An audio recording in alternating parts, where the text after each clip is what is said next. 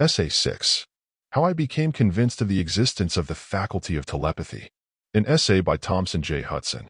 I have been asked to tell how I became convinced that man possesses the power to communicate thoughts to his fellow man otherwise than through the recognized channels of the senses. I could answer that question very easily and truthfully by saying that I am credulous enough to accept and believe human testimony. When thousands of reputable men and women declare that they have experienced the phenomenon and witnessed it in others, and when hundreds of men, whose reputation for probity and scientific attainments is international, aver that they have experimentally reproduced the phenomena of telepathy, I confess that I am very much inclined to believe what they say. When a great society, the London Society for Psychical Research, is organized for the sole purpose of investigating such phenomena, and I find that its active workers comprise some of the ablest scientists and most careful and conscientious investigators in the civilized world, and when that society publishes 2 large volumes, Phantasms of the Living, containing more than 1,300 pages of testimony to the fact that telepathy exists as a power of the human mind, I admit that I am prone to be convinced of the truth of telepathy. I know that it is unscientific, to be so credulous, for I have been so informed by some very able scientists. I know that it is considered to be scientific heresy to believe human testimony on such subjects.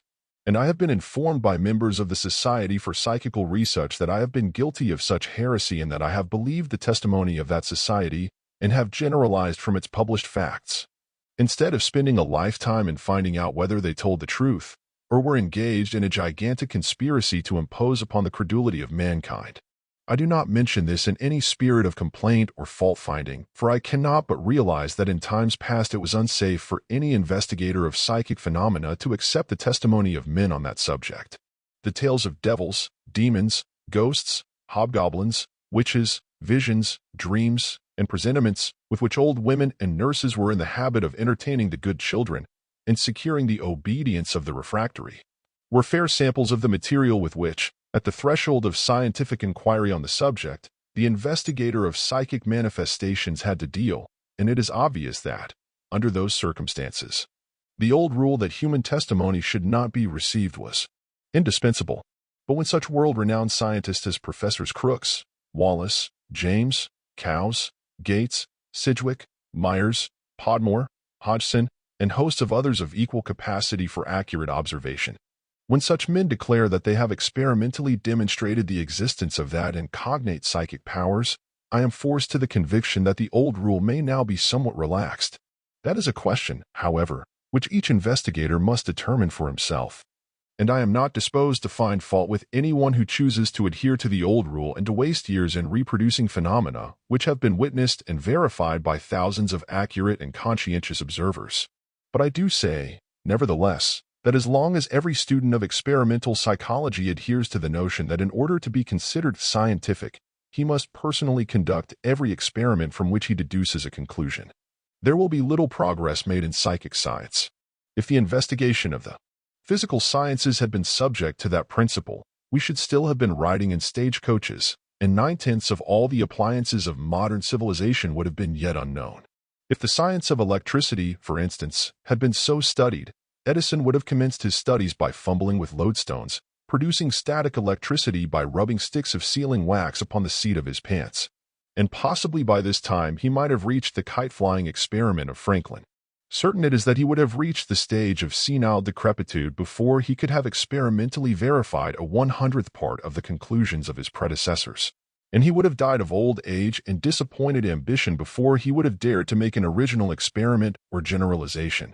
If substantial progress in psychology is ever to be made, it must be by adopting the same methods which prevail in the development of the physical sciences. That is to say, some credit must be attached to the declarations of competent observers. We must take something for granted. We must begin where our predecessors left off.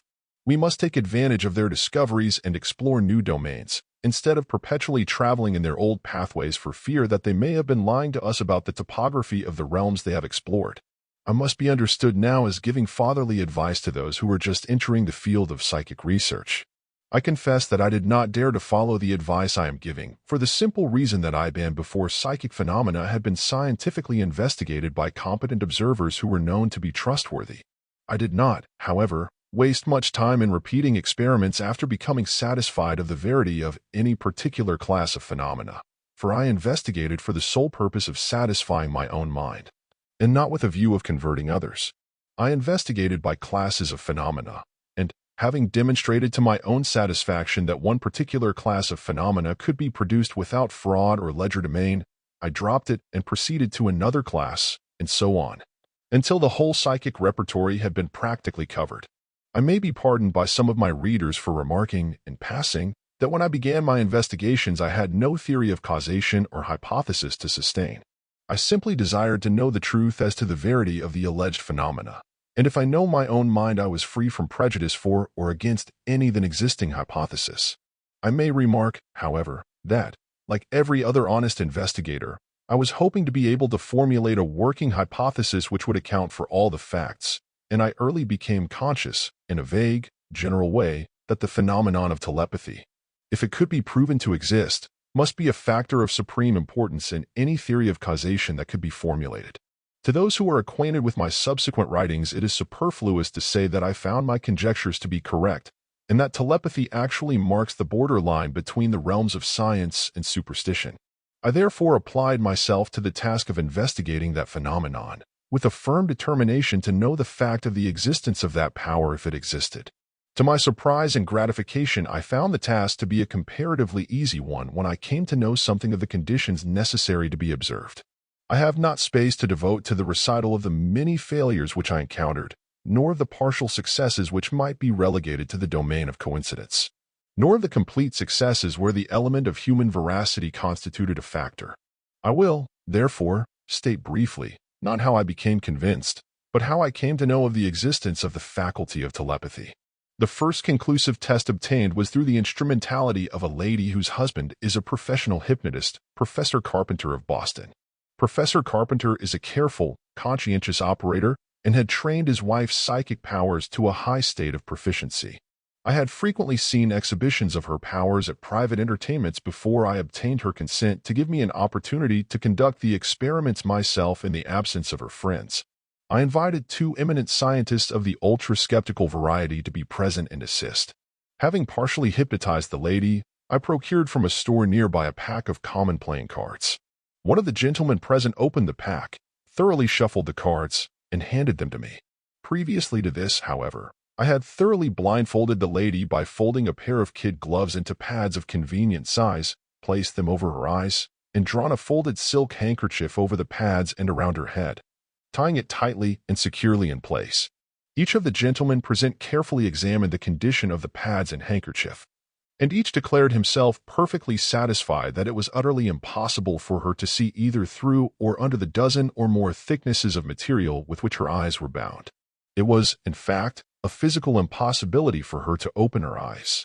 Enjoining strict silence on the part of all present, I then shuffled the cards without looking at them, and standing partly behind her chair, so as to be out of the range of her vision even if she had not been blindfolded.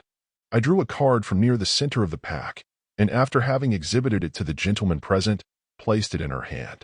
She immediately pressed it against her forehead and at once correctly named the card. I then handed her a dozen others in rapid succession, and she made not a single mistake. One of the others then took the pack and repeated the test until he was satisfied that there was no collusion discoverable, at least, between the lady and myself. Half the pack had then been exhausted, and so was the lady by that time, and the séance was closed. After this I had many séances with her, sometimes with only one or two assistants, and sometimes in the presence of a large party. But I do not remember more than one or two failures, and these occurred after she had become weary. I should remark, in this connection, that when I first began my experiments with her, she was credited with possessing clairvoyant powers. That is to say, no distinction had then been clearly drawn between clairvoyance and telepathy, and every phenomenon involving the perception of a fact not cognizable by the senses was called clairvoyance. I soon discovered, however, that there was a clearly marked distinction between clairvoyance, that is, independent clairvoyance, and telepathy. In conversation with Professor Carpenter, I learned that his wife sometimes made a mistake in describing the first card or picture handed to her, and that upon receiving a second card or picture, she would accurately describe the first, and on receiving the third, she would correctly name the second, and so on through a long series. Having witnessed several such performances, I discovered that when she made a mistake, it was when no one had seen the card previously to its having been handed to her. I also noted that she would sometimes place the face of the card against her forehead, no one having seen it, and would fail to recognize its character, and then she would turn the card over, the back to her head and the face to the audience, and immediately name it with accuracy. I then made a series of tests with this lady and other persons, and found that in no case could the card be correctly designated when no one in the audience had seen it.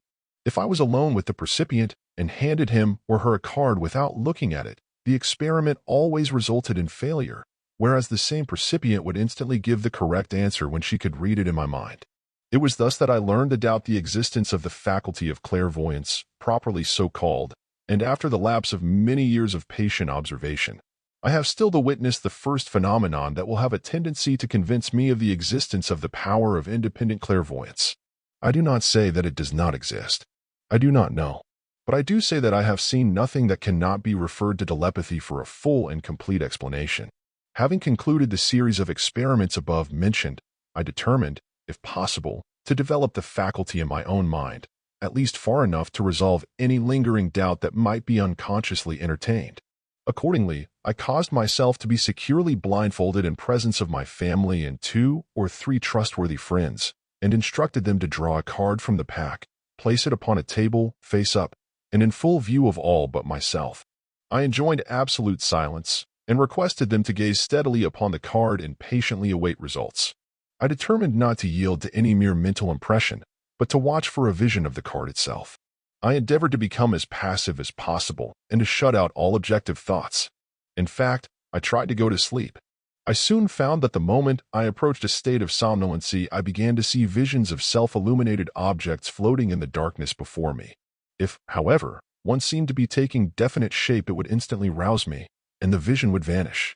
At length I mastered my curiosity sufficiently to enable me to hold the vision long enough to perceive its import. When that was accomplished, I saw, not a card with its spots clearly defined, but a number of objects arranged in rows and resembling real diamonds. I was finally able to count them, and finding that there were 10, I ventured to name the 10 of diamonds. The applause which followed told me that I was right, and I removed the bandage and found the 10 of diamonds lying on the table. The vision was symbolical, merely, but no other possible symbol could have conveyed a clearer idea of the fact as it existed. I then suffered myself to be blindfolded again, and in a very few moments saw a vision of a single heart spot floating before me. I named the Ace of Hearts, and was right. Another card selected was the 5 of Spades, but I named the 5 of Clubs. The mistake arose from my own obtuseness in not being able to interpret the element of S3-mibalism in the vision. I saw 5 spots arranged as on a card, but could see only the stem end of each spot, the other end being thrust into the darkness, so to speak, leaving a little less than half of each spot visible. Now, the stem end of the club spot is precisely the same as the corresponding end of the spade spot. And I was stupid enough not to be able to see that the fact that the point of each spot was concealed was obviously a symbolical representation of spades thrust partly into the earth. This was the only mistake that I made out of 5 cards selected for my individual benefit. Others of the company tried the same experiment in the same way, and each one scored a sufficient number of successes to demonstrate the fact of telepathy. Since the time I have seen hundreds of experiments tried, neither more nor less wonderful and conclusive than those I have mentioned. I will relate one more, merely because it is a little outside of the beaten track of experimental telepathy, although the principle involved is exemplified in thousands of instances where it is not generally recognized. Those of my readers who are familiar with my published works will understand the full significance of the remark when I say that I have held, and still hold, that telepathy between relatives and friends is constant, and that a telepathic message can be conveyed from one to another through an indefinite number of persons, just as an oral communication can be transmitted from mouth to mouth, until the origin of the message is lost sight of. Telepathy, be it remembered, is the means of communication between subjective minds, and hence the content of a telepathic message is rarely elevated above the threshold of normal consciousness. That happens only when the recipient is a psychic, or is temporarily in a partially subjective state or condition. Hence it is that a telepathic message may be conveyed from the subjective mind of A to the subjective mind of B, and from B to C, and so on, unconsciously to all concerned, until someone of the number comes in contact with a psychic. a mind reader when the message will for the first time rise above the threshold of the normal consciousness of the latter and thus become known to all concerned. In other words, to reduce the proposition to its lowest terms, if A can communicate a telepathic message to B, it follows that B can communicate the same message telepathically to C, and by the same means C can communicate it to D, and so on indefinitely. It was to confirm this proposition that I made the experiment which I am about to relate, although its truth is all but self-evident. 2 or 3 years ago, a traveling telepathist visited Washington and gave a series of public exhibitions of her powers. I did not attend the performances until after the experiment, and I had never seen or heard of the company before their visit to Washington.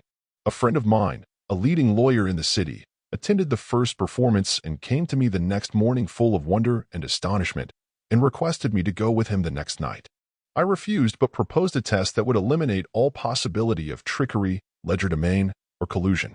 I learned from him that the husband of the telepathist hypnotized and blindfolded her, placed her upon the stage, and then distributed tablets among the audience, requesting them to write questions and sign their names. Then fold the slips of paper, place them in their pockets, and await results. This having been done, the lady called the name of each one in turn, stated the question asked, and answered it. The husband then asked for the slip containing the question and read it to the audience, and in each case, the telepathist was found to be right as to the name and the contents of the message. Of course, all this might be accounted for on the supposition that the lady was in collusion with the writers of the messages, or that the tablets bore the impression of the writing and a confederate had some means of conveying the information to her. To remove all such possibilities, I requested my friend to attend the next performance and write, on a leaf of his own notebook, the following: "A friend of mine has given me the name of a playing card. Please tell me what it is." I then said to him, "I am now going to give you the name of the card by means of telepathy only. I will not state its name to you or to anyone else, by any objective means whatever, until you obtain the lady's answer." My instructions were followed to the letter, with this result. The telepathist called the name of my friend and stated the question correctly, and then said, "I cannot see the card clearly, but it is red. I feel sure that it is a diamond," or words to that effect. She tried faithfully to ascertain the exact denomination, and finally, her husband explained that she was very tired and in that state could not see clearly. He then promised to hypnotize her again when she was rested and to send the answer by mail. He kept his promise and stated in his letter that his wife still had some difficulty in seeing the card clearly but was under the impression that it was the 9 of diamonds. When the letter was received and before it was opened, I divulged to my friend the name of the card of which I had thought. It was the 10 of diamonds. I have little to add to the above recital. It is obvious, however, that the evidential value of the lady's answer is fully as great as if she had said that it was the 10 of diamonds instead of the 9. When one cannot see a card quite clearly enough, either objectively or subjectively, to distinguish between the 9 and the 10 spot, the evidential value of the answer is manifestly of the highest order if either one of the two is named. In conclusion, I desire to say that telepathy is, all things considered, the most important factor in psychic science, for it affords a full and complete explanation of the great bulk of all that is mysterious in psychic phenomena. It is not too much to say that if this factor should ever be eliminated from experimental psychology, the observable phenomena which have puzzled the brains of mankind from time immemorial will again be relegated to the domain of doubt and superstition.